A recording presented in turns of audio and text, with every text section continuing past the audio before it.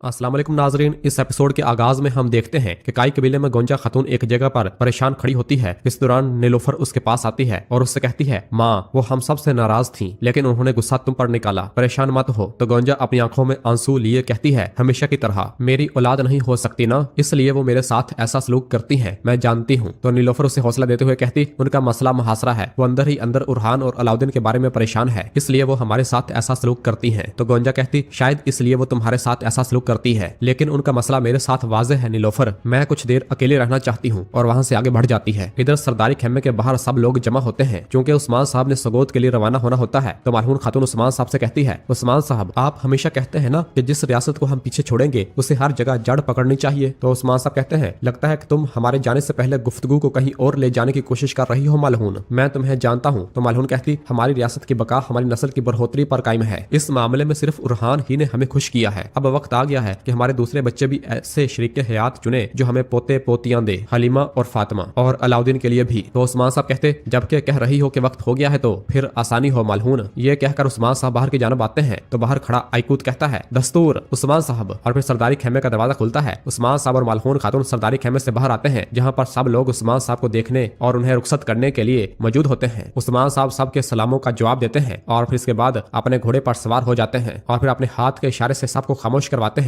और कहते, आज मैं सगोत का दौरा करूंगा, लेकिन मैं जानता हूँ और मैं देख रहा हूँ मेरे उरहान की बदौलत अगली बार मैं बोरसा का दौरा करूंगा। यह सुनते साथ ही तमाम लोग जो शखरोश के साथ नारे बुलंद करना शुरू हो जाते हैं और बहुत खुश होते हैं। इसी दौरान जरकुताई अपना घोड़ा भगाते भगाते कबीले में दाखिल होता है और उस्मान साहब के पास तशरीफ लाता है, जिसे देखकर सब लोग थोड़ा परेशान हो जाते हैं। जरकुताई परेशान होकर उस्मान साहब के पास आकर बताता है, हजूर हमें बोरसा से खबर मिली है, उरहान साहब पर बोरसा के दाखिली दरवाजे पर घात लगाकर हमला किया गया है, हमारे बहुत ज्यादा शहीद हुए हैं। यह सुनते साथ ही सब पर जैसे बिजली ही गिर जाती है। नीलोफर, गोंजा, दीदार, मलहून सब निहायत परेशान हो जाते हैं। और फिर जरकुताई उस्मान साहब को बताता है, उरहान साहब और अलाउद्दीन साहब बिल्कुल ठीक हैं, लेकिन बुरान इनके हाथों में है मेरे हजूर, हम नहीं जानते कि वो जिंदा है या मर गया है, हम नहीं जानते कि वो जिंदा है या मर गया है। नाजरीन, फिर इसके बाद हमें बोरसा का जंदान दिखाया जाता है जहां पर बाजंतीनी सिपाही वहां कैद किए गए सिपाहियों पर तशद्दुद कर रहे होते हैं, उन्हें बुरी तरह से मारा पीटा जा रहा होता है, किसी को जंदान में तो किसी को दीवारों के साथ बांधा गया होता है। जबकि इसी जंदान के तहखाने में हम देखते हैं कि बुरान को भी तशद्दुद किया जा रहा होता है, उसके हाथों को जंजीरों से बांधकर उसको बुरी तरह से पीटा जा रहा होता है। सिपाही उससे पूछता है, बताओ मुझे तुम बोरसा में कैसे दाखिल हुए? हाँ, लेकिन बुरान एक लफ्ज भी नहीं बोलता। तो बाजंतीनी सिपाही को बहुत गुस्सा आता है और वो उस पर तशद्दुद बढ़ाता ही चला जा रहा होता है और पूछता है, तुम किसके आदमी हो, तुम कौन हो, तुमने उरहान के लिए दरवाजा क्यों खोला? जबकि इधर काई कबीले में कासिम परेशान होते हुए अपनी माँ नीलोफर से पूछता है, माँ क्या मेरे बाबा को कुछ हुआ है? तो नीलोफर अपने बेटों को पकड़ लेती है। यह सारा मंजर देखकर मलहून हफ्जा से कहती, हफ्जा सुलेमान और कासिम को खेमे में ले जाओ, उनसे कहो कि तरबियत जारी रखें। तो हफ्जा कासिम और सुलेमान को लेकर वहां से रवाना हो जाती है। और फिर इसके बाद उस्मान साहब जरकुताई से कहते, फौरन करारगाह जाओ और उनसे कहो कि जख्मों पर मरहम लगाएं। 2 दिन के बाद उस्मान साहब सबको जिरगे में बुला रहे हैं। जरकुताई कहता, जो आपका हुक्म हजूर, और वहां से रवाना हो जाता है। और फिर इसके बाद उस्मान साहब लोगों से मुखातब होकर कहते हैं, मेरे बहादुरों, मेरी बहनों, काई के बहादुर बच्चों, मैं तुमसे पूछ रहा हूँ, क्या कोई लाचार कुत्ता गिद्दड़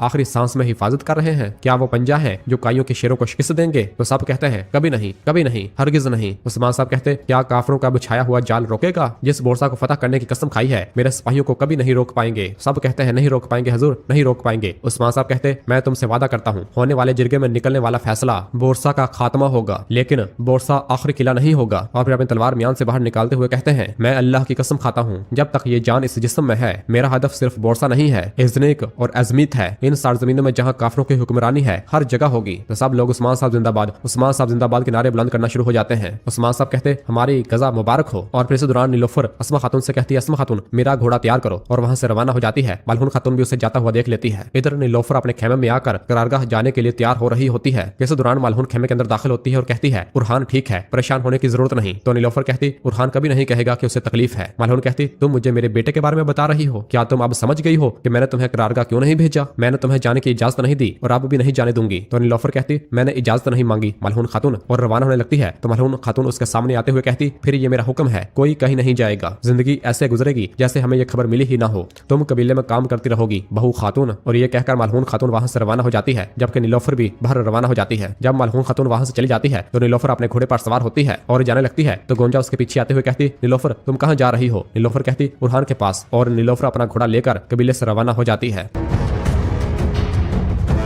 जबकि इधर करारगाह में हम देखते हैं कि जंगी मजलिस बैठी हुई होती है। बुरहान साहब भी वहाँ मौजूद होते हैं और कहते हैं आपने मजलिस का मुतालबा किया, ये है मजलिस। इस पर औची साहब कहते 9 साल हो गए हैं हजूर, हम दीवारों को तबाह करने का कहते हैं और आप कहते हैं कि इंतजार करो, ये गिरने वाली है। बोरसा कमजोर नहीं होगा बल्कि इसके बरक्स मजबूत होता जा रहा है। तो बुरहान साहब कहते ज़ाहिर है उन्हें कहीं से इमदाद मिल रही है, हमने देखा और पता चल गया। इसके अलावा हारे बगैर कोई फतह नहीं होती सरदारान। तो संगूर साहब कहते कौन सी फतह 9 साल का नुकसान पूरा कर सकती है हजूर। तो जवाबन अलाउद्दीन साहब कहते बोरसा तमाम जख्म भर देगा संगूर साहब। तो अब्दुल्ला साहब कहते जख्म ठीक नहीं हो सकता मेरे हजूर। और फिर शाहीन साहब कहते फिर भी बुरहान साहब दुरुस्त कहते हैं आज के नुकसान से बहुत बड़ा फायदा मिला है। इससे यह जाहिर किया है कि बोरसा पर अचानक हमले के बगैर कब्जा नहीं किया जा सकता। तो औची साहब कहते 9 साल जब हमने ये खेमा यहाँ लगाया था। और फिर अपने पीछे मौजूद कुत्ते की जानब इशारा करते हुए कहते हैं यहाँ तक कि इस कुत्ते की माँ भी पैदा नहीं हुई थी। ये सुनते साथ ही तमाम सरदारान कहते ठीक कह रहे हैं, हम कब तक इंतजार करेंगे। तो अलाउद्दीन कहता बोरसा की फतह आपके कुत्ते की उम्र से हिसाब लगाएंगे औची साहब। अब्दुल्ला साहब कहते हजूर वक्त बर्बाद हो रहा है, हम सिक्कों से महरूम हो रहे हैं, हम कब तक इंतजार करेंगे मेरे हजूर। ये सब सुनकर अलाउद्दीन साहब गुस्से से खड़े होते हैं और कहते हैं ये आप क्या कह रहे हैं सरदारान, ये बुरहान साहब का फैसला है। यह सुनते साथ ही औची साहब भी खड़े हो जाते हैं और कहते हैं फिर हमने जंगी मजलिस क्यों इकट्ठी की। ये सब देखकर बुरहान साहब अपना मुक्का जोरदार मेज पर मारते हैं और निहायत गुस्से के साथ औची साहब की जानब देखते हैं, जिस पर औची साहब और अलाउद्दीन साहब वापस अपनी नशिस्त पर बैठ जाते हैं। इस दौरान चरकुताई भी अपने घोड़े पर सवार हुए वहां पहुंच जाता है और घोड़े से नीचे उतरकर तमाम सरदारान को आकर सलाम करता है और कहता मैं उस्मान साहब का सलाम लाया हूँ। तो सब वालेकुम सलाम कहते हैं। बुरहान साहब कहते आप इतनी दूर से सिर्फ सलाम तो नहीं लाए होंगे जरकुताई साहब। तो जरकुताई कहता शिकस्त के जख्म भरने के बाद 2 दिन बाद उस्मान साहब तमाम सरदारान का जिरगे में इंतजार कर रहे होंगे। यह सुनकर तमाम सरदारान थोड़ा खुश होते हैं, जबकि दूसरी जानब बोरसा का तकफूर अपने कमांडर फलादियोस और उसके भाई ओक्टावियोस को बता रहा होता है कि इस बार बहरी जहाज कुस्तुनतुनिया से सामान लेकर कारगा बोरम के साहल समुद्र पर उतरेंगे। ओक्टावियोस तुम सामान लेकर बोरसा में लाओगे। तो ओक्टावियोस पूछता आपने मकाम क्यों बदला। तो तकफूर कहता हम इन्हें हर बार एक मुख्तलिफ साहल पर उतारते हैं क्योंकि तुर्कों के सिपाही इर्द गिर्द घूम रहे हैं, मैं सामान को खतरे में नहीं डाल सकता। अगर इन्हें हमारी छुपी हुई सुरंग मिल गई तो फिर इसका मतलब है कि हमारा इख्तिताम आ गया है। और फिर फलादियोस कहता साहल समुद्र पर बहुत बड़ी मदद होगी ओक्टावियोस मेरा बहादुर भाई, तुम्हारे लाए हुए हथियारों से हम तुर्कों की करारगाह पर हमला करने के लिए ताकतवर बन जाएंगे, जैसा कि तुमने और मैंने हमेशा ख्वाब देखा है। हम तुर्कों से आमने सामने लड़कर अपने बाप का इंतकाम लेंगे, अब तुम जा सकते हो। जबकि इधर करारगाह में हम देखते हैं कि बुरहान साहब जंगी कौंसल से निकलने के बाद निहायत गुस्से के साथ अपने खेमे की जानब आ रहे होते हैं और जैसे ही अपने खेमे के अंदर दाखिल होते हैं तो वहाँ नीलोफर मौजूद होती है। उससे देखते साथ ही बुरहान साहब कहते नीलोफर नीलोफर तुम यहाँ क्यों आई हो। नीलोफर बुरहान साहब को सही सलामत देखकर अंदर ही अंदर बहुत खुश हो रही होती है और फिर बुरहान उसके पास आता है और उससे गले से लगा लेता है और कहता अच्छा है कि तुम आ गई हो। नीलोफर कहती कहा गया कि बुरहान साहब घात में फंस गए थे, बाकी याद भी नहीं, मैंने देखा तो यहाँ थी। और फिर बुरहान के जख्मी हाथ को देखते हुए कहती बुरहान तुम जख्मी हो, आओ बैठो। और बुरहान बैठ जाता है तो नीलोफर उसके हाथ पर मरहम पट्टी लगाना शुरू हो जाती है। बुरहान कहता जैसे तुमने मुझे पहले कभी जख्मी नहीं देखा तकफूर की बेटी। तो नीलोफर कहती जब भी मैं उसे देखती हूँ तो मैं चाहती हूँ कि ये आखिरी हो। तो बुरहान कहता ये इन जख्मों के मुकाबले में कुछ नहीं है जो तुमने कभी मुझे दिए थे। तो नीलोफर पूछती क्या वो जख्म थे। बुरहान कहता सबसे प्यारा जख्म सिर्फ इसलिए कि तुमने दिया था। और फिर नीलोफर बुरहान के हाथ को चूमती है और कहती प्यारे बुरहान तुम्हें तकलीफ देने वाला ये जख्म नहीं है, तुम इसे जितना छुपाओगे मैं इसे देख सकती हूँ। तो बुरहान कहता जब वो बाबा को खबर मिली तो क्या कहा उन्होंने। नीलोफर कहती वो अपना दर्द छुपाते हैं, तुम जानते हो। तो बुरहान कहता मेरे बाबा ने मेरी फतुहात की वजह से कभी मेरे रास्ते में रुकावट नहीं डाली, लेकिन अब मैं जिरगे तक अपना रास्ता जारी रखूंगा। आज रात में एक वजीफे पर जाऊंगा और यहाँ की सूरत हाल के बारे में कबीले ने भी सुन लिया होगा। मैं जानना चाहता हूँ कि कौन क्या सोचता है।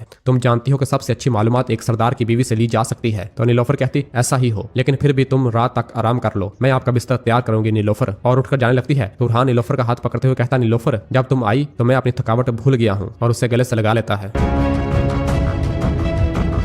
और नाज़रीन इसी जगह पर एपिसोड खत्म करते हैं, मिलते हैं बहुत जल्द अगली एपिसोड के साथ। वीडियो को लाइक कर दें और जिन दोस्तों ने अभी तक चैनल सब्सक्राइब नहीं किया वो जल्दी से चैनल सब्सक्राइब कर दें और बेल आइकन यानी घंटी वाले निशान को भी प्रेस कर दें ताकि आने वाले एपिसोड्स आपको आसानी मिल सकें। दुआओं में याद रखें। अल्लाह हाफिज़।